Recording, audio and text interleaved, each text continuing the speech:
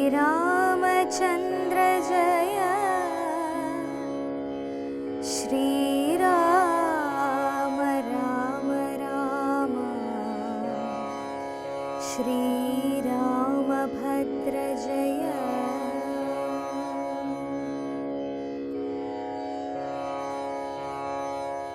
रावणवाक्यमेवं केट्टदि भयत्तोडुं भाववैवर्ण्यं पूण्डु जानकि चൊന്നാൾ മന്ദം കേവലമടുത്തിതു മരണം നിനക്കിപ്പോൾ ഏവം നീ ചൊല്ലുന്നാകിൽ ശ്രീരാമദേവൻ തന്നാൽ സോദരനോടും കൂടി വേഗത്തിൽ വരുമിപ്പോൾ മേദിനീപതി മമ ഭർത്ത ശ്രീരാമചന്ദ്രൻ തൊട്ടുകൂടുമോ ഹരിപത്നിയെ ശശത്തിനു കഷ്ടമായുള്ള വാക്കു ചൊല്ലാതെ മൂഢാത്മാവേ രാമബാണങ്ങൾ കൊണ്ടു മാറിടം പിളർന്നു നീ ഭൂമിയിൽ വീഴ്വാനുള്ള കാരണമിതു നൂനം. ഇങ്ങനെ സീതാവാക്യം കേട്ടു രാവണനേറ്റം തിങ്ങിടും ക്രോധം പൂണ്ടു മൂർച്ഛിതനായ നേരം തന്നുടെ രൂപം നേരെ കാട്ടിനാൻ മഹാഗിരി സന്നിഭം ദശാനനൻ വിശദി മഹാഭുജം അഞ്ജന ശൈലാകാരം കാണായ നേരമുള്ളിൽ അഞ്ജസാ ഭയപ്പെട്ടു വനദേവതമാരും രാഘവ പത്നിയെയും തീരതിലെടുത്തു വെച്ചാകാശമാർഗേ ശീഘ്രം പോയതു ദശാസ്യനും. ഹാ മൽപ്രാണേശ്വര പാഹി മാം ഭയാതുരാം ഹാ രാഘവ രാമ സൗമിത്രേ കാരുണ്യാബ്ധേ. ഇത്തരം സീതാവിലാപം കേട്ടു പക്ഷീന്ദ്രനും സത്വരമുത്ഥാനം ചെയ്തെത്തിനാൻ ജടായുവും. തിഷ്ഠ തിഷ്ഠാഗ്രേ മമ സ്വാമിതൻ പത്നിയെയും കട്ടുകൊണ്ടെവിടേക്കു പോകുന്നു മൂഢാത്മാവേ. അധ്വരത്തിങ്കൽ ചെന്നു ശുനകൻ മന്ത്രം കൊണ്ടു ശുദ്ധമാം പുരോഢാശം കൊണ്ടുപോകുന്ന പോലെ പദ്ധതി മധ്യേ പരമോദ്ധത ബുദ്ധിയോടും ഗൃധ്രരാജനുമൊരു പത്രവാനായുള്ളൊരു കുധ്രരാജനെ പോലെ ബദ്ധവൈരത്തോടതി ക്രുദ്ധനായ അഗ്രേ ചെന്നു യുദ്ധവും തുടങ്ങിനാൻ. അബ്ധിയും പത്രാനിലക്ഷുബ്ധമായി ചമയുന്നിതദ്രികളിളകുന്നു വിദ്രുത മധുനേരം. കാൽനഖങ്ങളെ കൊണ്ടു ചാപങ്ങൾ പൊടിപ്പെടുത്താനനങ്ങളും കീറി മുറിഞ്ഞു വശം കെട്ടു. പക്ഷിനായകനുടെ പക്ഷങ്ങൾ ഛേദിച്ചപ്പോൾ അക്ഷിതി തന്നിൽ വീണാനക്ഷമനായിട്ടവൻ. രക്ഷോ നായകൻ പിന്നെ ലക്ഷ്മീ ദേവിയെയും കൊണ്ടക്ഷത ചിത്തത്തോടും ദക്ഷിണ ദിക്കു നോക്കി മറ്റൊരു തേരിലേറി തെറ്റെന്നു നടകൊണ്ടാൻ. മറ്റാരും പാലിപ്പാനിൽ ഉറ്റവരായിട്ടെന്നോർത്തിറ്റിറ്റു വീണിടുന്ന കണ്ണുനീരോടുമപ്പോൾ കറ്റവാർ കുഴലിയാം ജാനകി ദേവി താനും. ശ്രീരാമ രാമ രാമ രാവണാന്തക രാമ ശ്രീരാമ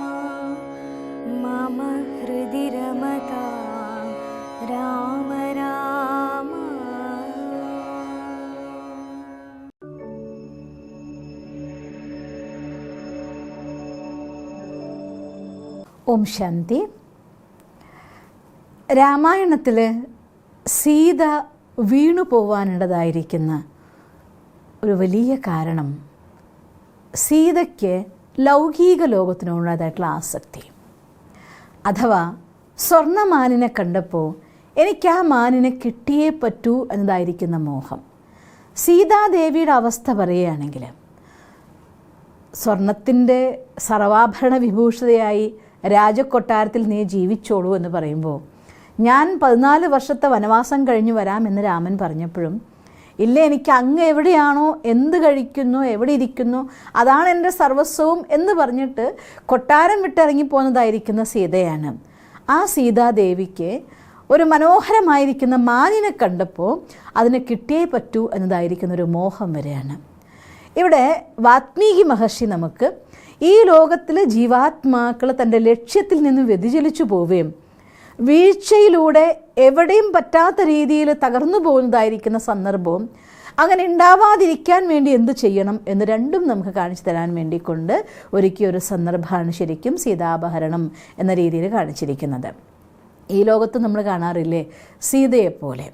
അതായത് പലപ്പോഴും നമ്മുടെ നാട്ടിലെ പല കുട്ടികളും അവർ വേണ്ടാത്ത റിലേഷൻഷിപ്പിൽ പോയി വീഴുന്ന സമയത്ത്, അല്ലെങ്കിൽ വേണ്ടാത്ത സ്വപ്നങ്ങളുമായിക്കൊണ്ട് എനിക്കിപ്പോൾ വിദേശത്ത് പോയി കഴിഞ്ഞാൽ ഒരുപാട് പൈസ കിട്ടും, അല്ലെങ്കിൽ വലിയ ജോലി കിട്ടും, ഞാൻ അങ്ങനെ പോവും, ഇങ്ങനെയുള്ളതായിരിക്കുന്ന സ്വപ്നം കാണണ്ടെന്നല്ല പറയുന്നത്. പക്ഷേ എവിടെ പോകുമ്പോഴും നമ്മൾ കാല് വയ്ക്കും മുന്നേ ആ വയ്ക്കുന്ന സ്ഥലം എനിക്ക് എന്താണെന്നും എവിടെയാണെന്നും അതിനെക്കുറിച്ചൊരു ചിത്രം ഉണ്ടാക്കിയിട്ടും റിയലിസ്റ്റിക് ആയിരിക്കുന്ന ഗോളിലൂടെ ലക്ഷ്യത്തിലേക്ക് നീങ്ങാതെ എന്തോ സ്വപ്നം കണ്ടുകൊണ്ട് എടുത്ത് ചാടുന്ന സന്ദർഭത്തിൽ കുരുങ്ങിപ്പോകുന്നത് പലപ്പോഴും രാവണൻ്റെ കയ്യിൽ കരുണ കാണിച്ചുകൊണ്ട് വീണുപോയ സീതയെ പോലെ ആയിരിക്കും. അരുത് എന്ന് ലക്ഷ്മണരേഖ കടക്കരുത് എന്ന് സീതയോട് പറഞ്ഞിട്ടും സീത അതിനൊന്നും തന്നെ വിലവയ്ക്കാതെ രാവണൻ ഒരു ഭിക്ഷുവിൻ്റെ വേഷത്തിൽ വന്നപ്പോൾ മായാസീതയായതുകൊണ്ട്, അതെടുത്ത് പറയാതെ വയ്യ, മായാസീതയായതുകൊണ്ട് അഥവാ സീത മായയ്ക്ക് അടിമയായി പോയതുകൊണ്ട് കുറച്ചും കൂടെ രഹസ്യത്തോട് നമ്മളൊന്ന് കാണുകയാണെങ്കിൽ ഒരു ജീവാത്മാവ് തൻ്റെ മോഹങ്ങൾ കൊണ്ട് ബന്ധിതമായി പോകുന്ന സമയത്ത് കണ്ണുകൾ അന്ധമായി പോകും.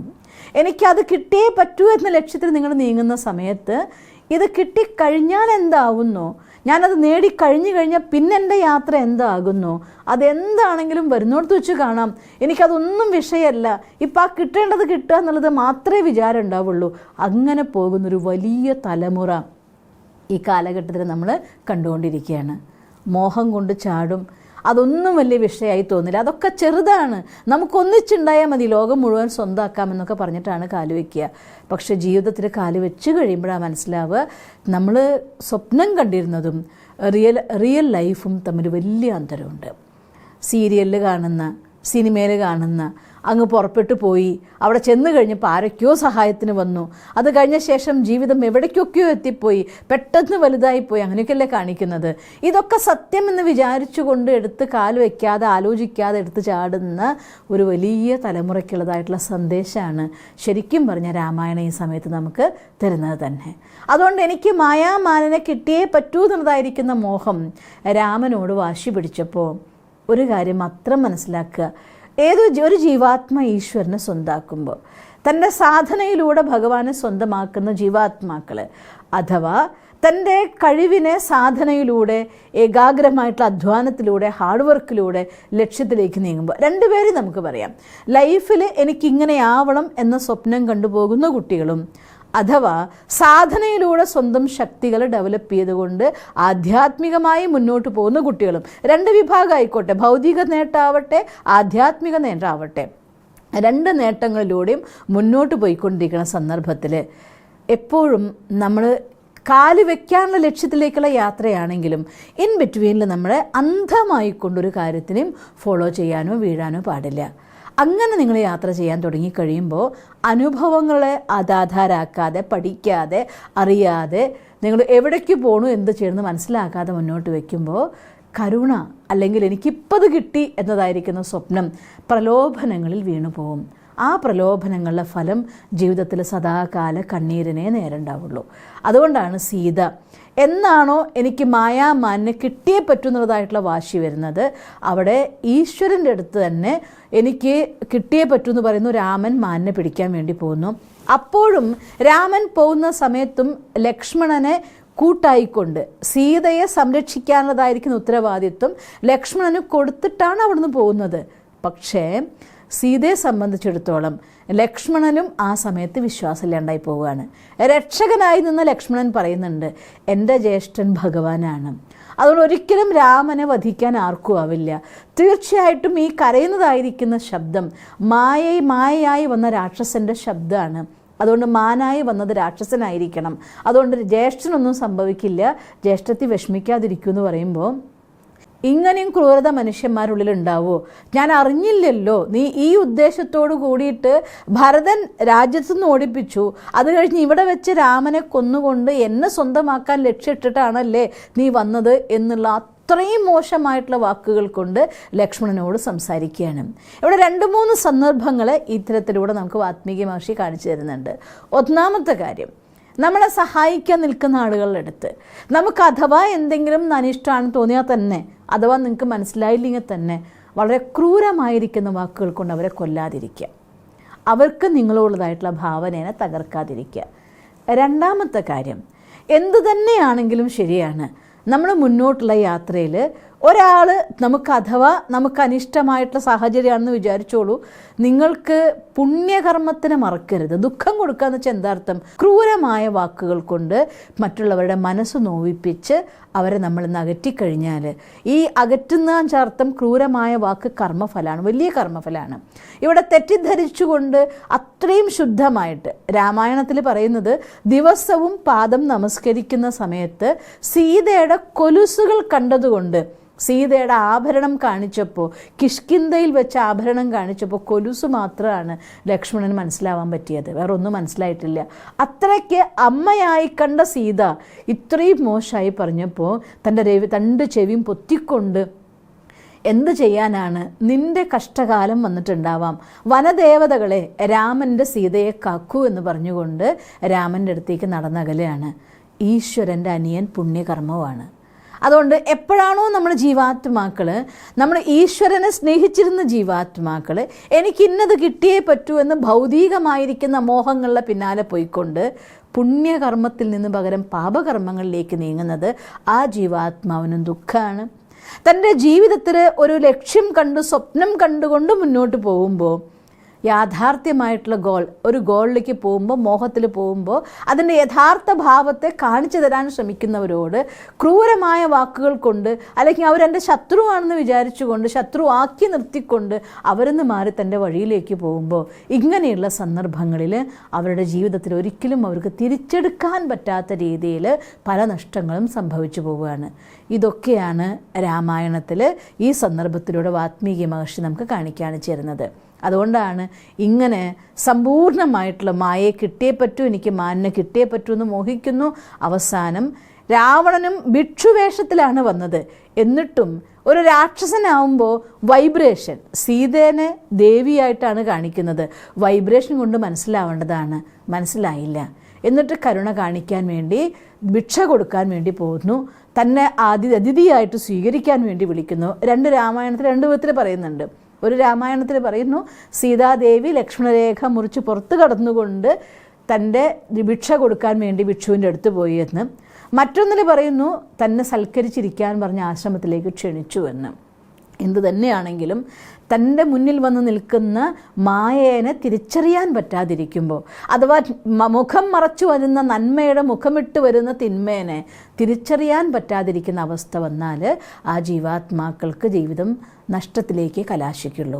അതുകൊണ്ട് ഇത്തരം സന്ദർഭത്തിൽ നമ്മൾ ശ്രദ്ധിക്കേണ്ട ഒരു കാര്യം, നമ്മുടെ സ്വപ്നം ശരിയാണ്, നമ്മുടെ ലക്ഷ്യം ശരിയാണ്, യാത്ര ചെയ്യണമെന്നും റിസ്ക് എടുക്കണമെന്നും എല്ലാം ഓക്കെയാണ്. പക്ഷെ ഒരു കാര്യം മാത്രം മറക്കരുത്, അതിനെ ഒരു കാര്യത്തിലേക്ക് കാല് വയ്ക്കുമ്പോൾ അതിനെക്കുറിച്ച് പൂർണ്ണമായി പഠിക്കണം. ആരെങ്കിലും നമ്മളെ സഹായിക്കാൻ വേണ്ടി സതുദ്ദേശത്തോടു കൂടി ആ കാര്യങ്ങൾ പറയുമ്പോൾ നിങ്ങളുടെ അടുത്ത് അരുത് എന്ന് പറയുന്ന എല്ലാവരും പറയുന്നത് സ്വീകരിക്കണം എന്നല്ല, അതിനെക്കുറിച്ച് നന്നായിട്ട് മനസ്സിലാക്കിക്കൊണ്ട് ഉൾക്കൊണ്ടുകൊണ്ട് ഈ കാര്യം പറയുന്നത് എന്തെന്ന് മനസ്സിലാക്കി നിങ്ങൾ കാല് വയ്ക്കുകയാണെങ്കിൽ ജീവിതത്തിൽ ബന്ധങ്ങളുടെ തകർച്ചയിൽ പോയിട്ടാണെങ്കിലും സ്വപ്നങ്ങളുടെ പിന്നാലെ പോയിട്ടാണെങ്കിലും നല്ലൊരു ജോലി എന്നുള്ള പേരിൽ പോയിട്ടാണെങ്കിലും സാമ്പത്തികമായിരിക്കുന്ന ഉന്നതി മോഹിച്ചു പോയിട്ടാണെങ്കിലും നിങ്ങൾ എവിടെയും പോയി കുരുങ്ങാതെ രക്ഷപ്പെടാൻ വേണ്ടിക്കൊണ്ട് എപ്പോഴും നിങ്ങളൊരു നിരീക്ഷണ പാഠവത്തോടുകൂടി ജീവിതത്തെ മനസ്സിലാക്കി മുന്നേറണം. അല്ലെങ്കിൽ ഇങ്ങനെ കുരുങ്ങിപ്പോകുമെന്ന് അത്തരം സന്ദർഭത്തിൽ വാത്മീകി മഹർഷി നമുക്ക് കാണിച്ചു തരികയാണ്.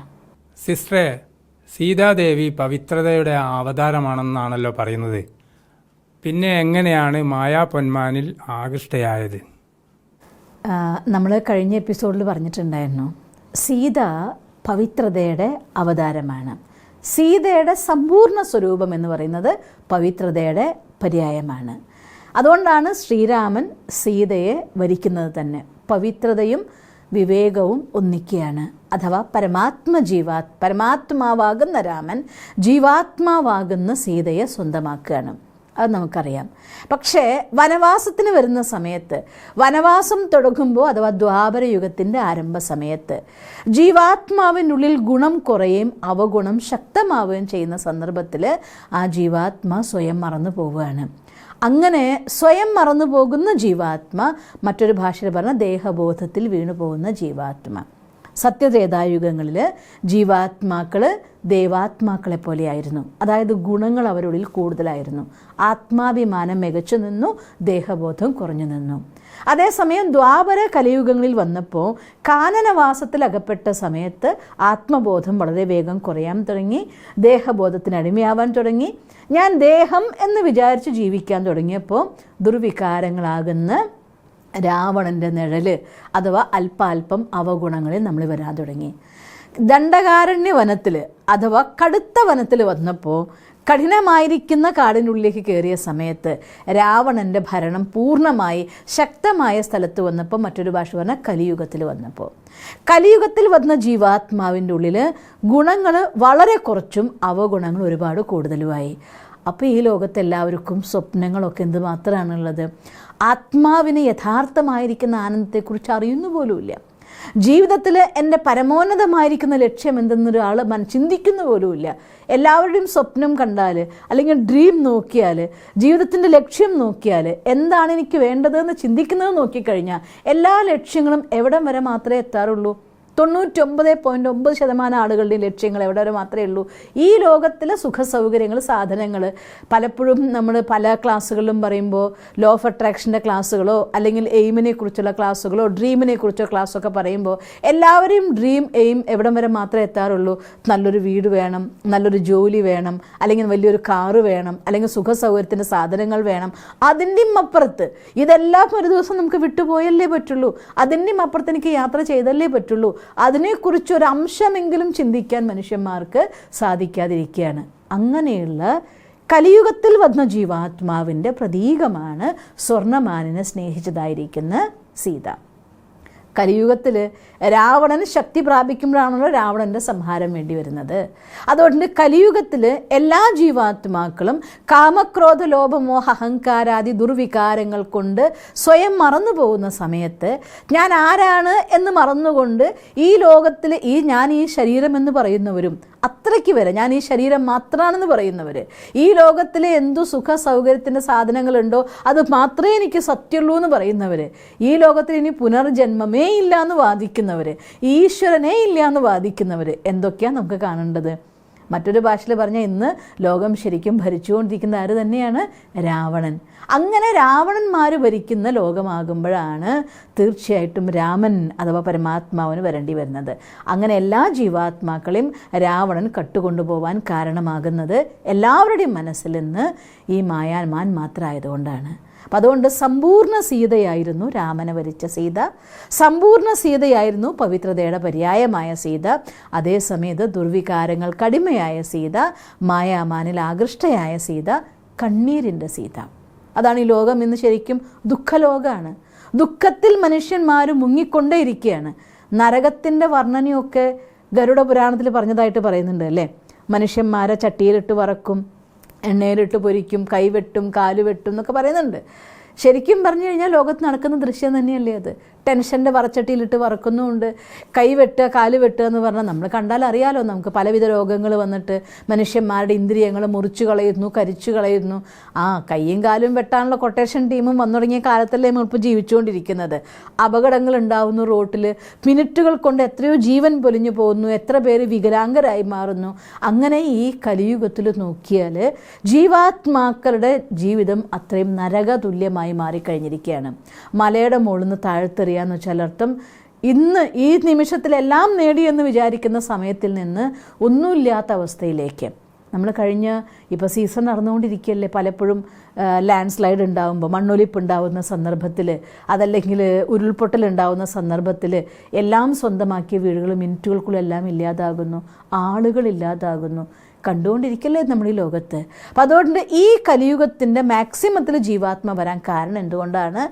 നമ്മൾ രാമായണത്തിൽ ദൃശ്യം ഓർത്ത് നോക്കുക. എന്ന് രാവണൻ്റെ അടിമയായോ, മായാമാനിൽ സ്വപ്നം കണ്ടോ, മാനനെ വേണമെന്ന് മോഹിച്ചോ രാവണൻ തൻ്റെ അടിമയായി കൊണ്ടുപോവുകയും അതിനുശേഷം സദാ കണ്ണീരിൻ്റെ മാത്രം ജീവിതം കാണുകയും ചെയ്യും.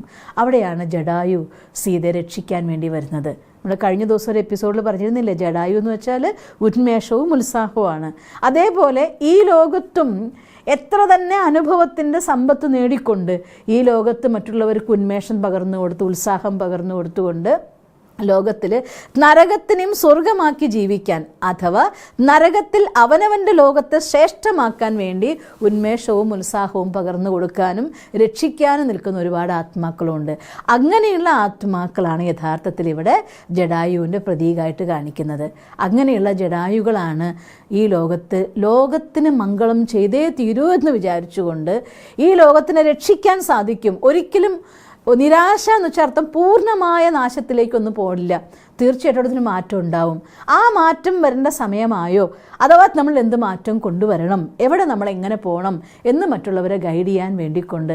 അതാണ് പറയുന്നത്, സീതേനെ രാവണൻ കട്ടുകൊണ്ടുപോകാൻ നോക്കുന്ന സമയത്ത് രാവണൻ ചന്ദ്രഹാസം കൊണ്ട് ജടായുവിൻ്റെ 2 ചിറകുകൾ എരിഞ്ഞു വീഴ്ത്തിയപ്പോഴും അപ്പോഴും രാമൻ വരും വരെ മെസ്സേജ് കൊടുക്കാൻ വേണ്ടി കാത്തിരിക്കുകയാണ് ജടായു. അതായത് മുന്നോട്ട് പോകുന്ന സന്ദർഭത്തിൽ ജീവിതത്തിൽ തകർച്ചയുണ്ടാവുമ്പോഴും, അല്ല എനിക്കെല്ലാം നഷ്ടപ്പെട്ടു എന്ന് കരുതിക്കൊണ്ട് ഒരാളെനിക്ക് ജീവിതം മടുത്തു എന്ന് പറയുന്ന സന്ദർഭത്തിൽ അത്തരം ചില ആത്മാക്കളുമായിട്ട് മീറ്റ് ചെയ്യുകയും, അല്ലെങ്കിൽ അങ്ങനെ അവരുടെ ക്ലാസ്സുകൾ കേൾക്കുന്നു, അവരുമായിട്ടുള്ള സമാഗമം ഉണ്ടാകുന്നു. അങ്ങനെ ഏതെങ്കിലുമൊക്കെ രീതിയിലൂടെ അവരുടെ ഉന്മേഷം ഉത്സാഹം വീണ്ടെടുക്കുകയും ജീവിതത്തെ തിരിച്ചു പിടിക്കുകയും ചെയ്യുന്ന ഒരുപാട് ആത്മാക്കളെ നമുക്ക് കാണാൻ പറ്റും. അപ്പോൾ അങ്ങനെയുള്ള ആളുകൾക്ക് ഉന്മേഷവും ഉത്സാഹവും ശക്തിയും പകർന്നു കൊടുത്തുകൊണ്ട് ജീവിക്കാനുള്ള സന്ദേശം കൊടുക്കുമ്പോൾ അവരാണ് വാസ്തവത്തിൽ ആരാകുന്നത്? ജടായുവാകുന്നത്. അതുകൊണ്ട് ഈ സന്ദർഭത്തിൽ 2 കാര്യങ്ങൾ നമുക്ക് വാത്മീകി മഹർഷി പറഞ്ഞു തരുന്നുണ്ട്. ഒന്ന്, നിങ്ങളുടെ ലക്ഷ്യം ഈ കലിയുഗത്തിലാണെങ്കിലും നിങ്ങളുടെ ഡ്രീം അഥവാ ലക്ഷ്യത്തിലേക്ക് പൊയ്ക്കോളൂ, പക്ഷേ വിത്ത് റിയലിസ്റ്റിക് ഗോൾ.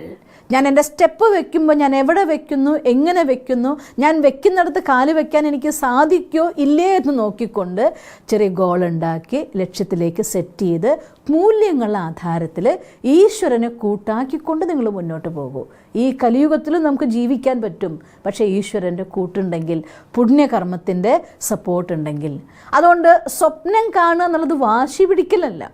വാശിയിലേക്ക് നിങ്ങൾ മാറിക്കഴിഞ്ഞാൽ നേരെ സീതയെപ്പോലെ കണ്ണീരിൻ്റെ കയത്തിലേക്ക് നമുക്ക് വീഴേണ്ടതായിട്ട് വരും.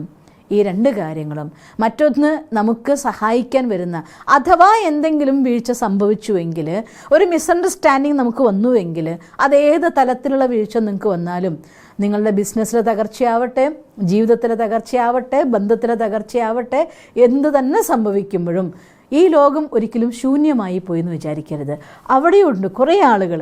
അതുകൊണ്ട് എനിക്കെല്ലാം മതിയായി എന്ന് പറഞ്ഞ് അവസാനിപ്പിക്കുന്നേക്കാൾ മുന്നേ, എനിക്കിനി ആരും ഇല്ലല്ലോ എന്ന് വിചാരിക്കുന്നേക്കാൾ മുന്നേ ഒന്ന് കറക്കി നോക്കുക. ജടായുകളെ നിങ്ങൾക്കും കണ്ടെത്താൻ പറ്റും. അങ്ങനെ ഏതെങ്കിലും ആത്മാക്കളെ സപ്പോർട്ട് എടുക്കുക, ജീവിതത്തിലേക്ക് തിരിച്ചു വരിക. ജടായു നമുക്ക് സന്ദേശം തരും. ജടായു നമ്മളെ രക്ഷിക്കാൻ വേണ്ടി നോക്കും. ഉന്മേഷവും ഉത്സാഹത്തിൻ്റെ ചിറകുകളെ ഒരിക്കലും നഷ്ടപ്പെടാതെ മുന്നോട്ട് പോയിക്കൊണ്ടേയിരിക്കുക. എങ്കിൽ തീർച്ചയായും രാമൻ നമ്മുടെ അടുത്ത് വരും, നമ്മളെ സഹായിക്കും.